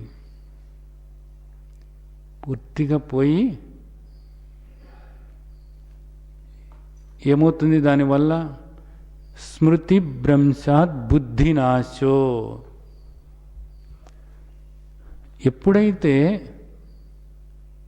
తాను ఆత్మస్వరూపాన్ని అని ఆత్మలక్షణాలు స్మరించుకుంటూ ఉండటం అనేటటువంటిది ఎప్పుడైతే పోయిందో, మోహంలో పడిపోవటం వల్ల, అజ్ఞానమే మోహం అంటే, అజ్ఞానంలో పడిపోవటం వల్ల ఏమైంది? స్మృతి పోయింది, అంటే స్మరణ పోయింది. నిరంతరము చేసే స్మరణ, అప్పుడప్పుడు కాదు. ఏదో ఒకటి వస్తే అప్పుడు మేము గుర్తు తెచ్చుకున్నాము అన్నది కాదు. అప్పుడు మేము గుర్తు తెచ్చుకున్నామండి, మేము గుర్తు తెచ్చుకున్నప్పుడు మేము అలాగే కాస్త నిలబడ్డామండి, అప్పుడు మేము దుఃఖపడలేదండి అని చెప్పేటటువంటిది కాదు ఈ స్మరణ. నిరంతరము కూడా స్మరణ, నిరంతరము కూడా ఆత్మ లక్షణాలను స్మరించుకుంటూ ఉండటము ఏదైతే ఉందో అది స్మృతి అనబడుతుంది. ఆ స్మృతి అనేది పోయింది. ఎప్పుడైతే స్మృతి పోయిందో, అంటే ఎప్పుడైతే స్మరణ పోయిందో ఏమైంది? బుద్ధినాశో, బుద్ధి నశించిపోయింది. బుద్ధి పోయింది, వాడు బుద్ధి లేనివాడు అన్నమాట, అంతే. ఏ బుద్ధి లేనివాడు? ఆత్మజ్ఞాన బుద్ధి లేనివాడు. బుద్ధిలో స్థిరపరచుకోవటమే స్థితప్రజ్ఞుడు చేయాల్సిందేమిటి? స్థితప్రజ్ఞత అంటే ఏమిటి? ఏదైతే గురువు దగ్గర శ్రవణం చేసి ఆ బోధ విని అవగాహన చేసుకొని సంశయాలు తీర్చుకొని, అవును నేను ఆత్మస్వరూపాన్నే, నేను ఈ దేహం కాదు, నేను కేవలము ఆత్మస్వరూపాన్నే అని బుద్ధిలో నిశ్చయం చేసుకున్నట్లయితే ఆ బుద్ధి ఏమిటి? బుద్ధి ఆత్మిక బుద్ధి. ఆ బుద్ధి ఆ నిశ్చయం చేసుకోవటమే, బుద్ధిలో నిశ్చయం చేసుకోవటమే ఏమంటున్నారు? ఈ జ్ఞానం, ఏదైతే జ్ఞానాన్ని నువ్వు గురువు దగ్గర తెలుసుకున్నావో, శాస్త్రం ఏ జ్ఞానమైతే నీకు చెప్పిందో ఈ జ్ఞానాన్ని సంశయాలు లేకుండా బుద్ధిలో నిక్షిప్తం చేసుకుంటే అది స్థిత ప్రజ్ఞత, అదే స్థిర ప్రజ్ఞత అంటున్నారు. ఆ స్థితప్రజ్ఞ బుద్ధి అనేటటువంటిది పోయింది. ఇక వాడు స్థితప్రజ్ఞుడు కాదు, అప్పటికి అయిపోయింది. అంటే ఏమంటున్నారు ఇప్పుడు? బుద్ధి నాశాత్, వాడి బుద్ధి పూర్తిగా పోయింది, ఇంకా వాడు బుద్ధి లేని వాడు అయిపోయాడు అన్నమాట. అంటే ఒక జంతువు కన్నా కూడా హీనంగా ప్రవర్తిస్తున్నాడు వాడు. ఒక జంతువు కన్నా కూడా హీనంగా ప్రవర్తిస్తున్నాడు. బుద్ధి అనేటటువంటిది ఎందుకు అంటే జంతువులకి ఉండదు, నిజానికి మనిషికి మాత్రమే ఆ బుద్ధి అనేటటువంటిది ఉంటుంది. ఇక్కడ వివేకము అన్నాడు, వివేక బుద్ధి ఇది. ఈ బుద్ధితోనే మనిషి ఏ విధంగా ప్రవర్తించాలో ఆ విధంగా ప్రవర్తించటం అనేది చేయాలి. అందుకే భగవంతుడు మనకి బుద్ధిని ఇవ్వటం జరిగింది. భగవద్గీతతో సంబంధం లేకపోయినప్పటికీ కూడా మనిషికి ఒక వివేకం అన్నది ఎప్పుడు ఉంటుంది, భగవంతుడిచ్చినటువంటి వరం. దాంతో మనం ఏది చేయాలో ఏది చేయకూడదో, ఏది ధర్మమో ఏది అధర్మమో, ఏది న్యాయమో ఏది అన్యాయమో, ఏది మంచో ఏది చెడో కొంతవరకు మనం విశ్లేషణ చేసి ఆ విధంగా ప్రవర్తించవచ్చు. వాడిని కూడా బుద్ధిమంతుడు అనవచ్చు. కానీ ఇక్కడికి వచ్చేటప్పటికి ఈ బుద్ధి ఏ బుద్ధి? జ్ఞానంతో కూడినటువంటి బుద్ధి. స్థితప్రజ్ఞుడు గురించి మనం మాట్లాడుకుంటున్నాం అన్నమాట. జ్ఞానం బుద్ధిలో కేవలం విచక్షణ జ్ఞానం కాదు ఇది. ఎలాంటిది? జ్ఞానంతో కూడినటువంటి బుద్ధి. ఈ బుద్ధిని పూర్తిగా కోల్పోయి ఇంకా ఒక జంతువులాగానే ప్రవర్తించడం అనేది జరుగుతుంది అనేది చెబుతున్నారు. ఇంకా అలాంటి వాడి గురించి ఇక్కడ చివరిగా ఒక మాట ఏమన్నారంటే, బుద్ధినాశాత్ ప్రణశ్యతి, ఇంకా వాడు సర్వనాశనం అయిపోయాడు అన్నమాట. వాడు పూర్తిగా నాశనం అయిపోయాడు అన్నమాట. ఇంకా ఇలాంటి పతనం అన్నది ఎప్పుడూ కూడా సాధకులు ఈ స్థాయి వరకు ఎప్పుడు తెచ్చుకోకూడదు, గుర్తుంచుకోండి. ఈ స్థాయి వరకు ఎప్పుడు కూడా తెచ్చుకోకూడదు. ఎక్కడ అదుపు చేసుకోవాలి? కనీసం ఆలోచనలు మళ్ళీ మళ్ళీ దాని గురించే వస్తున్నాయి అనేది నీకు తెలుసు. జాయతో విషయాన్ పుంసః, మళ్ళీ మళ్ళీ దాని గురించి ఆలోచిస్తున్నావు, భావోద్వేగాలు కలుగుతున్నాయి. దీని గురించి ఆలోచిస్తున్నప్పుడు ఏమవుతుంది? అసహనం కలుగుతుంది, అసంతృప్తి కలుగుతుంది, బాధ కలుగుతుంది, భయం వేస్తుంది, చిరాకు పడుతుంది, కోపం వస్తుంది, దుఃఖం వస్తుంది అనేది నీకు తెలుసు. తెలిసినప్పుడు అక్కడ నువ్వు సరిచేసేసుకో. మనం ఇంకా ముందుకు వెళ్ళబోతున్నాము, జాగ్రత్త పడాలి. ఇంకా మనం ఇలాగే కూర్చున్నట్లయితే మనం నష్టపోతాము. ఏమవుతాము? బుద్ధినాశాత్ ప్రణశ్యతి, మన బుద్ధి కూడా పోతుంది. బుద్ధి లేని వాళ్ళలాగా అయిపోతాము. ఆ తర్వాత మనం నాశనం అయిపోతాము. మరలా మన సాధన బలాన్ని మనం పెంపొందించుకోవటానికి ఇప్పుడు దాకా చేసినటువంటి పుణ్యం ఏదైతే ఉందో ఆ పుణ్య ఫలాన్ని సంపాదించుకోవటానికి మనం నిజానికి మరలా ఎంతో కష్టపడాలి, ఎన్నో రోజులు కష్టపడాలి, ఎన్నో నెలలు కష్టపడాల్సి వస్తుంది అనేది అర్థం చేసుకోవాలి.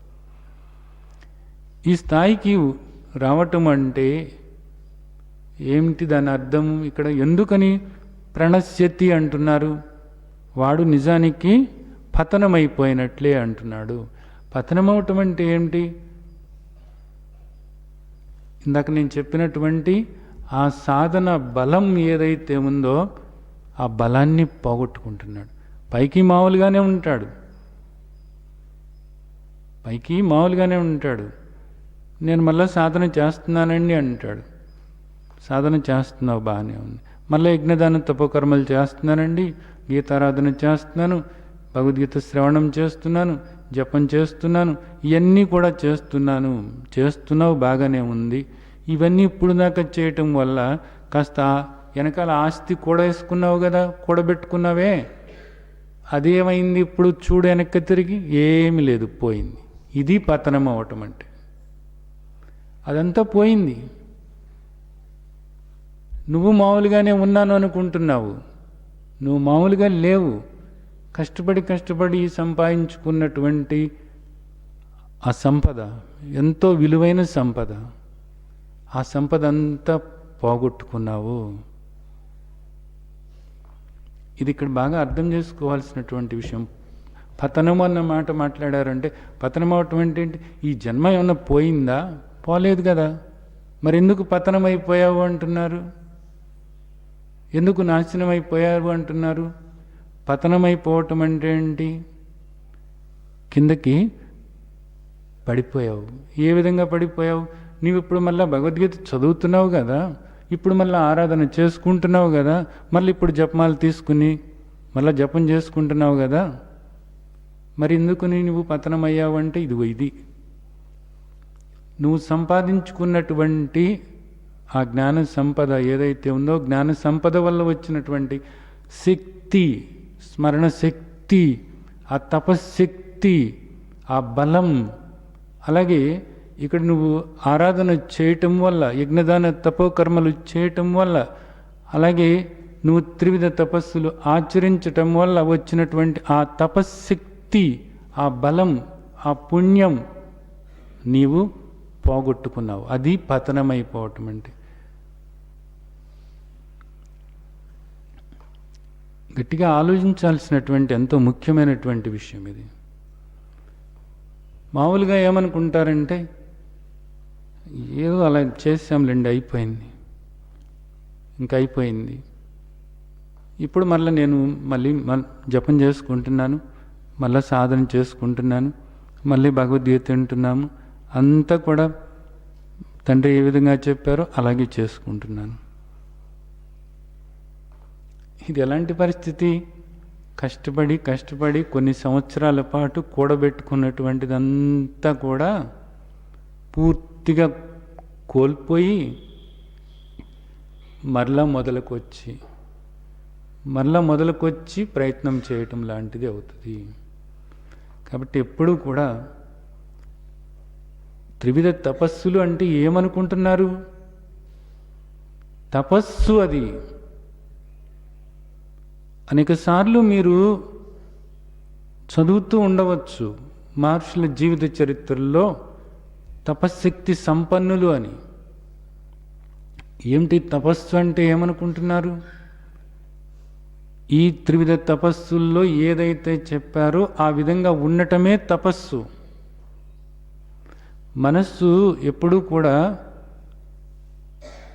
మన ప్రసాద సౌమ్యత్వం, మౌనమాత్మ వినిగ్రహ, భావ సంశుద్ధి రీత్యే తత్తపో మానసు ఉచ్యతే. మనస్సు అలా ఉంచుకుంటున్నామా లేదా, ఉంచుకుంటున్నామా లేదా, ఉంచుకుంటున్నామా లేదా, ఉంచుకుంటున్నామా లేదా అని అలా ఉంచుకోవటానికి తపన పడటమే తపస్సు. అనుద్వేగకరం వాక్యం సత్యం ప్రియహితం సేత్ స్వాధ్యాయభ్యసనం సేవ వాంగ్మయం తప ఉచ్యతే. అలాగా మనం మాట్లాడుతున్నామా లేదా, మన మాట అలా ఉంటుందా లేదా, పొరపాటును కూడా మనం అసత్యం పలకకుండా నిరంతరము కూడా మన మాట అందరికీ కూడా ప్రియంగా హితాన్ని కలిగించేలాగా ఉంటుందా లేదా అనేది గమనించుకుంటూ అలా ఉంచుకోవటానికి చేసేటటువంటి ప్రయత్నమే తపస్సు. ఈ విధంగా తపస్సు ఆచరిస్తున్నప్పుడు తపశ్శక్తి సంపన్నులు అవుతారు మీరు. ధర్మము అంటే ఏమనుకుంటున్నారు? వీటిని ఆచరణలోకి తీసుకోవటమే ధర్మము. నిజానికి ఈ త్రివిధ తపస్సులు ఆచరిస్తున్నప్పుడు ఇది ధర్మం అవుతుంది. మిగిలినవన్నీ కూడా వీటిలోకి వచ్చి చేరుతూ ఉంటాయి, వీటిలోకి వచ్చి చేరుతూ ఉంటాయి అన్నమాట. ప్రతిదీ కూడా వీటిలోకి వచ్చి చేరుతుంది. అప్పుడు నిజానికి మీరు ధర్మాన్ని ఆచరించినట్లు అవుతుంది. అలాగే ఈ తపస్సు వల్ల శక్తి సంపన్నులు అవుతారు మీరు, మీకు ఆ బలం వస్తుంది. అలాగే మీరు చేసేటటువంటి ఈ యజ్ఞం వల్ల, జపయజ్ఞం చేస్తున్నారు, ఇక్కడ జ్ఞానయజ్ఞం ఆచరిస్తున్నారు, భగవద్గీత పఠనం వల్ల, భగవద్గీత శ్రవణం వల్ల, వీటి వల్ల మీకు పుణ్యం వస్తుంది. నిజానికి ఆ పుణ్యం అనేటటువంటి ఆ ఫలము, అలాగే తపస్సు వల్ల వచ్చేటటువంటి శక్తి, అలాగే సాధన వల్ల వచ్చేటటువంటి బలము, స్మరణ వల్ల వచ్చేటటువంటి స్మరణ శక్తి, ఆ బలము, ఇవన్నీ కూడా మీకు తెలవకుండానే నెమ్మదిగా నెమ్మదిగా నెమ్మదిగా ఒకదానికొకటి కూడుకుంటూ ఈ సంపద వెనలేని సంపద అన్నమాట. ఈ సంపదని ఎప్పుడు పోగొట్టుకోకూడదు. ఈ సంపద ఎప్పుడు పోగొట్టుకోకూడదు. ప్రతి క్షణము ఈ సంపద పెంచుకోవటానికి ప్రయత్నించాలి. నువ్వు పెంచుకోపోయావు, పోగొట్టుకోవద్దు. గుర్తుంచుకోండి, ఎంతో కొంత కూడుతూ ఉంటుంది. కూడిన దాన్ని పోగొట్టుకోవద్దు. ఈరోజు వచ్చి మీరు భగవద్గీత శ్రవణం చేస్తున్నారు, తప్పకుండా దీనివల్ల పుణ్యం వస్తుంది, తప్పకుండా దీనివల్ల కొంత మీకు బలం ఏర్పడుతుంది. ఎందుకని? ఇది వినటం వల్ల కొంత అజ్ఞానం అనేది పోవటం వల్ల మీకు జ్ఞాన బలం అనేది పెరుగుతుంది. కాబట్టి దీన్ని ఎప్పుడు పోగొట్టుకోవద్దు. గుర్తుంచుకోండి.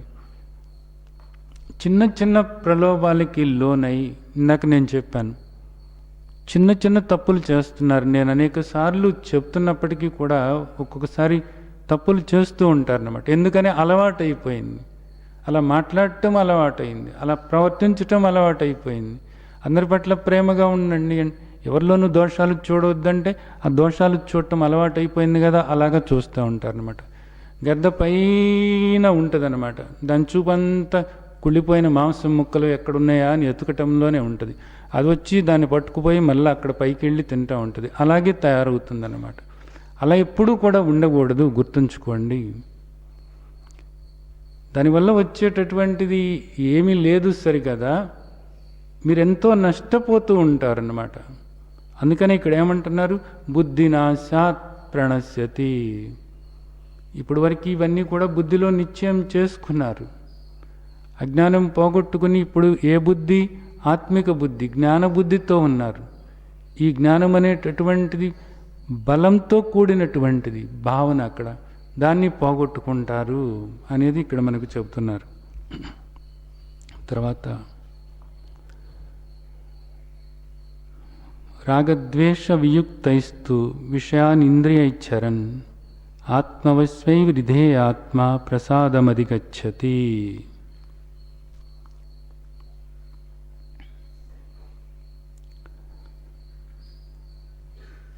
సరే, ఇప్పుడు తాబేలు తన అవయవాల్ని లోపలికి లాక్కున్నట్లుగా మనం ఇంద్రియ విషయాల నుంచి ఇంద్రియాల్ని వెనక్కి లాక్కోవాలి అనుకున్నాం. అయితే ఇది ఎలా సాధ్యమవుతుంది? మనమేమి కళ్ళకి గంతలు కట్టుకుని చెవుల్లో ఏదో పెట్టుకుని తిరగలేం కదా. ఇక్కడ అన్నీ కూడా చూస్తూ ఉంటాం, తప్పదు. అన్నీ మనకి వినపడుతూ ఉంటాయి, వద్దు అన్నా వినపడుతూ ఉంటాయి. అలాగే ఇవన్నీ కూడా, ఈ ఇంద్రియాలకు సంబంధమైన విషయాలన్నీ కూడా మన చుట్టూతో ఉంటాయి. అలాగే మనసులో మన ప్రమేయం లేకుండానే కొన్ని ఆలోచనలు వస్తూ పోతూ ఉంటాయి. మరి వీటి నుంచి ఎలాగ బయటపడటము అన్నప్పుడు, ఇక్కడ ఇప్పుడు మనం చెప్పుకున్న 2 శ్లోకాల్లో నీకు అర్థమవుతుంది. అర్థమైనప్పుడు ధ్యాయతో విషయాన్ని దగ్గరే మీరు ఆగిపో అని నేను చెప్తున్నాను. ఆ విషయాల్ని ధ్యానిస్తూ ఉన్నప్పుడు ఇది కాదు అని ఎమ్మటే నీవు ఆత్మధ్యానంలోకి వెళ్ళిపో. భగవద్గీత శ్లోకాలు గుర్తు చేసుకుంటూ శ్లోకాలను లోపల మననం చేయటానికి ప్రయత్నం చెయ్యి. ఆ విధంగా మార్చుకో. ఆ విధంగా మార్చుకున్నట్లయితే నీవు ఇంకా ముందుకు వెళ్ళి బుద్ధి నాశనం చేసుకుని నీవు పతనమవ్వకుండా ఉంటావు, స్మృతిలో ఉండటానికి వీలవుతుంది. అదే ఇక్కడ చెప్తున్నారన్నమాట. అలా గనక చేస్తే ఏమవుతావు? రాగద్వేషాలకు గురి కాకుండా ఉంటావు. రాగద్వేషాలన్నీ ఎప్పుడు వస్తున్నాయి? ధ్యాయితో విషయాన్ పుంస సంగస్తే శాపజాయితే సంగా సంజాయితే కామ. సంగమం ఏర్పడుతుంది వాటితో. అప్పటికి రాగద్వేషాలు ఏర్పడ్డాయి అన్నమాట. నీకు ఒకటేమో కావాలి అంటున్నావు, ఒకటేమో వద్దు అంటున్నావు. ఈ రాగద్వేషాలు అనేటటువంటివే కోరికలకు కారణమవుతున్నాయి. ఆ కోరికలే కర్మలు. ఆ కోరికల వల్లనే కర్మలు చేస్తున్నావు. ఆ కర్మల వల్లనే నీవు ఆ కర్మఫలాలు అనుభవించటానికి మరలా జన్మలు తీసుకుంటున్నావు. కాబట్టి మరి ఇప్పుడు ఏం చేయాలి? ఈ ఇంద్రియాలని మనం ఇంద్రియ విషయాల నుంచి వెనక్కి లాక్కోవటం అన్నది ఇక్కడ సాధ్యం కాదు. కాబట్టి మనం ఇప్పుడు చేయాల్సిందేంటి? రాగద్వేషాలు లేకుండా నువ్వు కాపాడుకోవాలి. ఒకదాని పట్ల నీకు రాగం కానీ, అంటే ఇష్టత కానీ, ఒకదాని పట్ల ద్వేషం కానీ నీకు కలుగుతూ ఉంటే నీవు పతనమవ్వబోతున్నావు. గుర్తుంచుకో. అక్కడే నీవు గుర్తించు. అక్కడ గుర్తించి ఏం చేయాలి? నువ్వు ఆత్మవశ్వై హృదయాత్మ, వాటి గురించి ఆలోచిస్తున్నటువంటి ఆ మనస్సును నీవు ఆధీనంలోకి తీసుకో. ఇవి మనం ఆలోచించకూడదు. మరి ఏం ఆలోచించాలి? ఆత్మ గురించి నా లక్షణాలని నేను ఆలోచించుకుంటూ ఉండాలి. ఆత్మధ్యానంలో ఉండాలి. ఆత్మధ్యానంలో ఉండాలి నిరంతరము. ఎవరైతే ఆ విధంగా మనస్సును వశపరుచుకొని మనసు ఎప్పుడూ కూడా ఆత్మధ్యానంలో ఉండేలాగా నిరంతరము ఎవరైతే చేస్తూ ఉంటారో వాళ్ళు ఏం పొందుతారట? ప్రసాదమధిగచ్చతి. వాళ్ళ మనసు ఎప్పుడు కూడా ప్రశాంతంగా ఉంటుంది. ఎందుకు ప్రశాంతంగా ఉండటము అంటే ఈ జ్ఞానము స్థిరపడటం కోసము. జ్ఞానం స్థిరపడాలి అనుకున్నప్పుడు మనస్సు మీకు ప్రశాంతంగా ఉండాలి. మనస్సు ప్రశాంతంగా ఉండాలి అని అంటే రాగద్వేషాలు లేకుండా ఉండాలి. రాగద్వేషాలు లేకుండా ఉండాలి అంటే విషయ చింతన ఉండకూడదు. ఇది బాగా అర్థం చేసుకోవాల్సినటువంటి విషయం. చాలా ముఖ్యమైనటువంటి శ్లోకాలు ఇవన్నీ కూడా. రాగద్వేష వియుక్తైస్తు విషయానింద్రియైచ్చరన్ ఆత్మవశ్వై హృదయాత్మ ప్రసాదమధిగచ్చతి. అసలు ఇప్పుడు రాగము ద్వేషము ఒకటి కావాలి అన్నా, ఒకటి ఇందాక చెప్పిన వద్దు అని అన్నా, ఇవన్నీ కూడా అసలు ఎందుకోసం చేస్తున్నావు? నువ్వు ఆనందం కోసం చేస్తున్నావు. ఆనందము అనేటటువంటిది బాహ్యమైనటువంటి ఈ విషయాల వల్ల రాదు. ఆనందము అనేటటువంటిది వస్తువుల వల్ల, విషయాల వల్ల, వ్యక్తుల వల్ల, పరిస్థితుల వల్ల ఎప్పుడు కూడా రానే రాదు అన్నదాన్ని, ఈ నగ్న సత్యాన్ని నువ్వు ఎంతగా జీర్ణం చేసుకుంటే అంతగా రాగద్వేషాలకు లోను కాకుండా ఉంటావు. ఇది బాగా అర్థం చేసుకోవాల్సినటువంటి విషయము. ఇక్కడ ఎవరు ఏది చేస్తున్నప్పటికీ కూడా దాని వెనకాల ఏముంది అని ఆలోచించినట్లయితే వాళ్ళు శాంతిగా, సంతోషంగా, సంతృప్తిగా, ఆనందంగా ఉండటం కోసమే ఎవరైనా సరే, ఏ పనైనా సరే ఇక్కడ చేస్తున్నారు. కానీ ఇక్కడ దేనివల్ల కూడా వాళ్ళు యథార్థమైనటువంటి ఆ సుఖశాంతులను, ఆనందాన్ని, సంతృప్తిని పొందటం లేదు. దీన్ని అర్థం చేసుకోవాల్సినటువంటి ముఖ్యమైనటువంటి విషయం. దీనికోసం మన పెద్దవాళ్ళు మనకు ఒక మంచి కథ చెప్తారు. కుక్కల్ని మనం చూస్తూ ఉంటాం. కుక్కల్ని చూస్తున్నప్పుడు కుక్కలకి ఎప్పుడన్నా రోడ్డు మీద ఎక్కడైనా ఒక ఎండిపోయిన బొమిక కనపడిందనుకోండి, అది ఎప్పుడో ఏ జంతువో చనిపోయింది. అక్కడ చనిపోయినప్పుడు అది ఎండిపోయింది, కొన్ని నెలలు అయిపోయింది. ఆ బొమిక అక్కడ భూమిలో కనపడింది, భూమి మీద. ఈ కుక్క బొమికను చూసినప్పుడు ఏం చేస్తుంది అంటే వెళ్ళి గబగబా ఆ బొమిక పట్టుకొని చీకుతూ ఉంటుంది. అది చీకి ఆ బొమికని కొరికేసి దాని నుండి మాంసము, రక్తము తాగాలనేది కుక్క ఆశ. దాన్ని గట్టిగా పట్టుకొని నవ్వులుతూ ఉంటుంది. అది గట్టిగా నవ్వులుతున్నప్పుడు ఏమవుద్దంటే ఆ బొమికలో ఉన్నటువంటిది ఆ చిన్నగా ఏదోటి గుచ్చుకుంటుంది. దానికి గుచ్చుకుని ఏమవుతుందంటే రక్తం కారుతుంది. అప్పుడు ఆ కుక్క రక్తాన్ని చూస్తుంది. చూసి ఏమనుకుంటుందంటే ఈ బొమికలో రక్తం ఉంది, దీనిలో మాంసం ఉంది అని దానికి ఆలోచన కలుగుతుంది. ఆలోచన కలిగి ఇంకా గట్టిగా దాన్ని నవలటానికి ప్రయత్నిస్తుంది అన్నమాట. అటు తిప్పి ఇటు తిప్పి చివరికి ఇలా ఇది ప్రయత్నం చేస్తున్నంతసేపు ఏమవుతుందంటే ఆ భూమిక దానికి గుచ్చుకుంటూనే ఉంటుంది. భూమిక గుచ్చుకుంటున్నంతసేపు కూడా రక్తం గారుతూనే ఉంటుంది. ఆ పిచ్చి కుక్క ఏమనుకుంటుందంటే భూమికలో నుంచి రక్తం వస్తుంది అనుకుంటుంది అన్నమాట.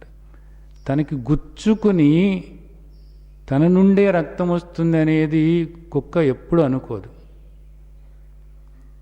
కుక్క అనుకునేది ఒకటే, ఏమనుకుంటుంది?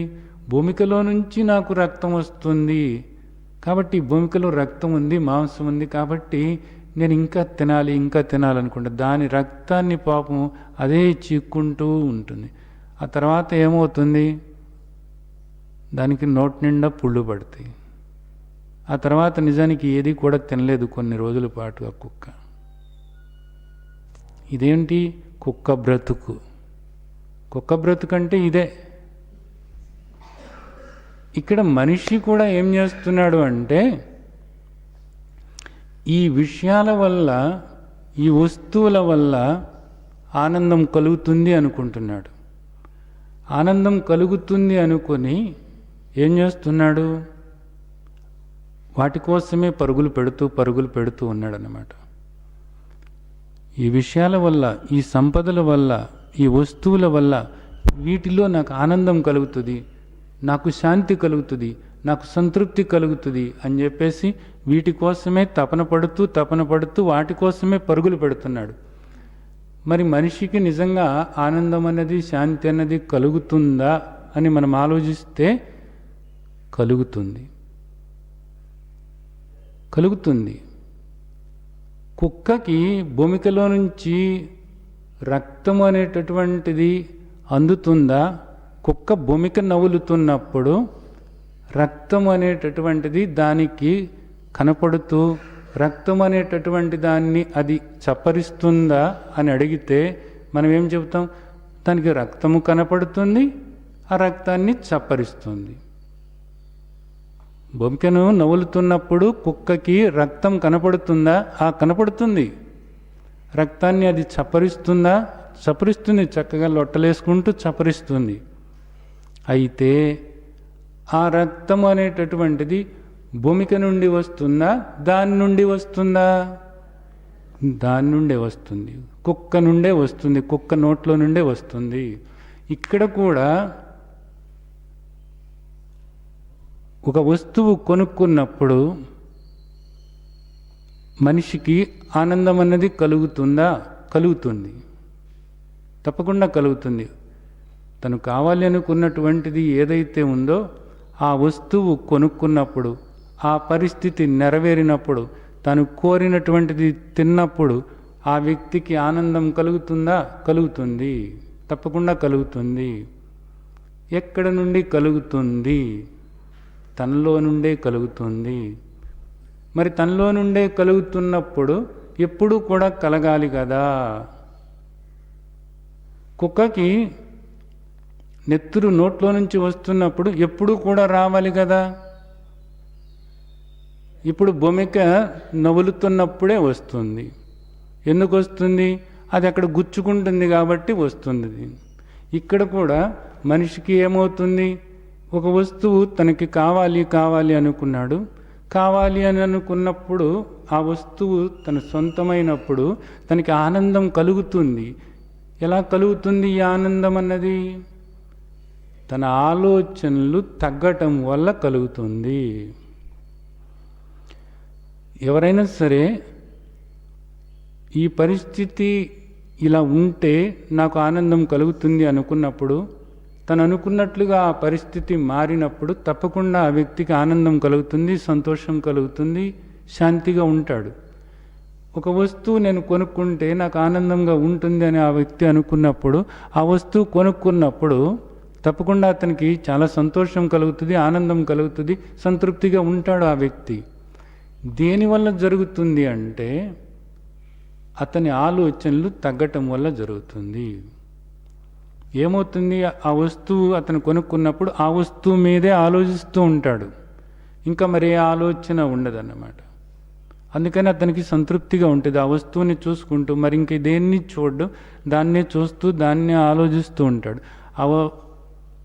అలాగే ఒకటి తిందాము అని అనుకున్నప్పుడు కూడా ఆ తినేదాన్ని గురించే ఆలోచిస్తూ ఉంటాడు. అందుకని చెప్పేసి ఎంత హుషారుగా ఉంటుంది. అది నేను తినబోతున్నానని మళ్ళీ ఏ ఆలోచన లేకుండా కేవలము దాన్ని గురించి ఆలోచిస్తూ ఉంటాడు. కాబట్టి అప్పుడు అతనికి సంతోషంగా ఉంటుంది. అది తినేటప్పుడు కూడా వేరే దాని గురించి ఆలోచించకపోతే అతనికి సంతోషంగానే ఉంటుంది. ఆ వస్తువు అతని సొంతమైనప్పుడు కూడా వేరే దాని గురించి ఆలోచించకపోతే అతనికి ఆనందంగా, శాంతిగా, సంతోషంగానే ఉంటుంది. బాగానే ఉంది, ఈ వస్తువు నేను కావాలి అనుకున్నాను ఎప్పటి నుండో కూడా, ఇది నిజానికి నేను సంపాదించుకోగలిగాను, నాకు ఆనందంగా ఉంది ఇప్పుడు. ఎందుకని? నేను దీన్ని చూసుకుంటున్నాను, చక్కగా ఉంది, ఈ వస్తువు ఎంతో చక్కగా నాకు అనుకూలంగా ఉంది, నున్నగా ఉంది, నేను కావాలనుకున్న రీతిలో ఉంది, ఎంత చక్కటి వస్తువు, నిజానికి ఇది ఎవరి దగ్గర ఉండదు, ఇలాంటి వస్తువు నా సొంతమైంది, నాకు చాలా ఆనందంగా ఉంది. ఈ లోపల ఎవరో వచ్చారు. ఇంతకన్నా లావుపాటి వస్తువు చక్కటిది, మిలా మెరిసేటటువంటిది మొన్న మేము కొనుక్కున్నాము. ఇది ఎంతకీ నువ్వు 5 రూపాయలకు కొన్నావా? మేము రూపాయికి కొన్నాం బజార్లో.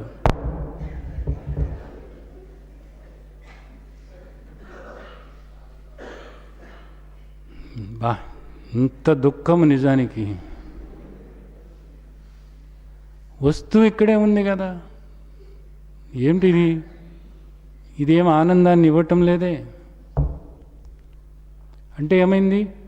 ఆలోచనలు తగ్గుతున్నప్పుడు మీకు శాంతి కలుగుతుంది, సంతోషం కలుగుతుంది, సంతృప్తి కలుగుతుంది. అయితే ఇక్కడ మనిషి ఏమనుకుంటున్నాడు అంటే, వస్తువు నాకు వచ్చినప్పుడు నాకు కలిగింది కాబట్టి వస్తువు వల్లే కలిగింది అనుకుంటున్నాడు. కుక్క ఏమనుకుంటుంది? భూమిక నవలటం వల్ల రక్తం వచ్చింది కాబట్టి భూమికలోనే రక్తం ఉంది అనుకుంటుంది కుక్క. ఏమనుకుంటుంది?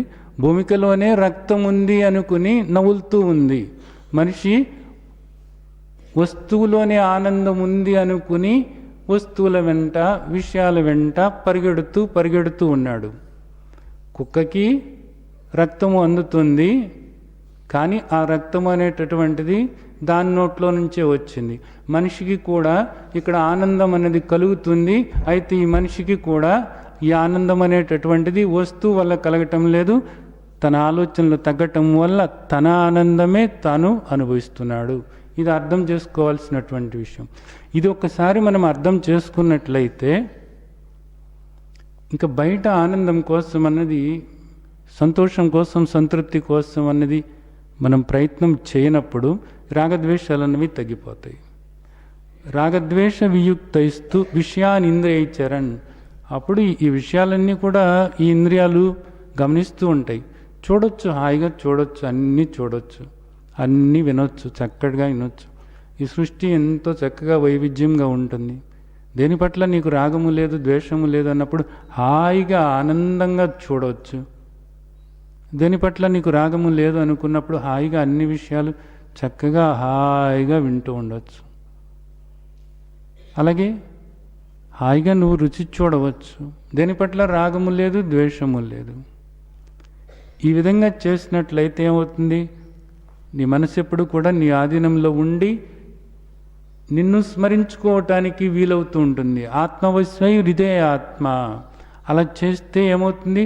మనసు ఎప్పుడు కూడా ప్రశాంతంగా ఉంటుంది. అటు ఇటు పోయి ఇందాక మనం చెప్పుకున్నట్లుగా అది కావాలి ఇది వద్దు అని ఆ అలజడి చెందకుండా మనసు ఎప్పుడు కూడా ప్రశాంతంగా ఉండి, ప్రశాంతంగా ఉంటే ఏమవుతుంది? ప్రసాదం అధిగచ్చతి. ఈ ప్రసాదం అనేటటువంటిది ఎందుకోసము అంటే జ్ఞానాన్ని స్థిరపరచుకోవటం కోసం, ఎప్పుడు కూడా స్మరణ శక్తితో నువ్వు ఉండటం కోసం, ఎప్పుడు కూడా స్మృతిలో ఉండటం కోసం, ఎప్పుడు కూడా నీ గురించిన చింతనలో నువ్వు ఉండటం కోసం, విషయ ధ్యానాన్ని ఆపి నీ ధ్యానంలో నువ్వు ఉండటం కోసము. ఇది అర్థం చేసుకోవాల్సినటువంటి విషయం. ఇక్కడ శ్రీమద్ భగవద్గీత ప్రసాదము అంటుందన్నమాట. ఇది ప్రసాదము అంటే మనస్సు ప్రసన్నంగా ఉండటం, మన ప్రసాద సౌమ్యత్వం. మనకి మానసిక తపస్సులో కూడా చెప్పారన్నమాట. మనసు ఎప్పుడు కూడా ప్రశాంతంగా ఉండటం అన్నమాట. ఏ అలజడి లేకుండా ఉండటం, ఏ రాగద్వేషాలు లేకుండా ఉండటం, ఎప్పుడు కూడా ప్రశాంతంగా మనస్సు నిర్మలంగా అలాగా ఉండటం ఏదైతే ఉందో అది ప్రసాదము అనబడుతుంది. ప్రసాదం అంటే ఇది. మీరు దేవాలయానికి వెళ్ళినప్పుడు ప్రసాదం పెడతారు. ప్రసాదం పెట్టేది కాదు. అక్కడికి వెళ్ళినప్పుడు మిగిలిన ఆలోచనలు వదిలేసి అక్కడ ఆ దైవం గురించి మీరు ఆలోచించుకుంటూ ఉంటే ఏమవుతుంది? అక్కడ రాగద్వేషాలు లేకుండా ఉంటే మీ మనస్సు ప్రసన్నమవుతుంది. మీ మనస్సు ప్రసన్నమైతే మీకు అది ప్రసాదము అనబడుతుంది. అంటే మీ ప్రసాదాన్ని మీరే తయారు చేసుకుంటున్నారన్నమాట. అంటే ఇప్పుడు ఇదేంటి? మీ మనస్సునే ఆ దేవుడికి నైవేద్యంగా పెట్టాలన్నమాట. నైవేద్యంగా పెట్టాలి అనుకున్నప్పుడు మనస్సునే పెట్టాలి అక్కడ నైవేద్యంగా. అప్పుడు మనస్సు ఏ విధంగా ఉండాలి? రాగద్వేషాలతో కూడి ఉండకూడదు. దేవుడికి నైవేద్యం పెట్టాలి అంటే ఏ విధంగా ఉండాలి? శుచిగా ఉండాలి, శుభ్రతతో ఉండాలి. శౌచం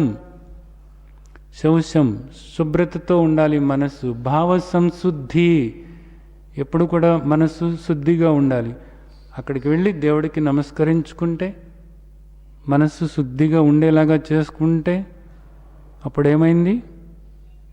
మీకు ప్రసాదం అనేది అందుతుంది. అప్పుడు దేవుడి గుడిలో కూర్చుని ఆ ప్రసాదాన్ని కాసేపు అలాగ తింటూ అక్కడే కాసేపు కూర్చోమంటారు. అంతేగాని పరిగెత్తుకుని రమ్మనరు కదా. ఇదే ప్రసాదం అంటే.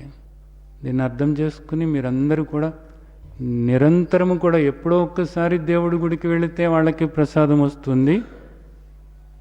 ఈ ప్రసాదం మరి ఎంతమంది పొందుతున్నారు మనకి తెలియదు. మీరు నిరంతరము కూడా ఈ ప్రసాదం పొందుతూ స్థితప్రజ్ఞులుగా ఉండి ఆ ముక్తావస్థలో ఉన్నటువంటి మాధుర్యాన్ని ఆస్వాదించాలని ఆశీర్వదిస్తూ జై సచ్చిదానంద్.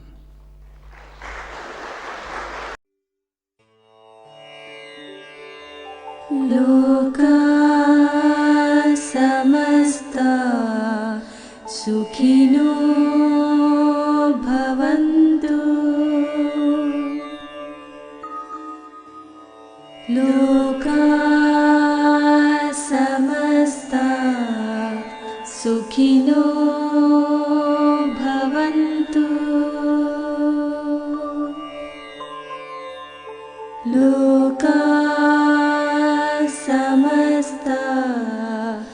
सुखिनो भवन्तु।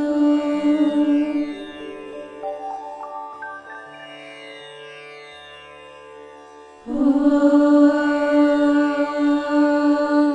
शान्ति शान्ति शान्ति।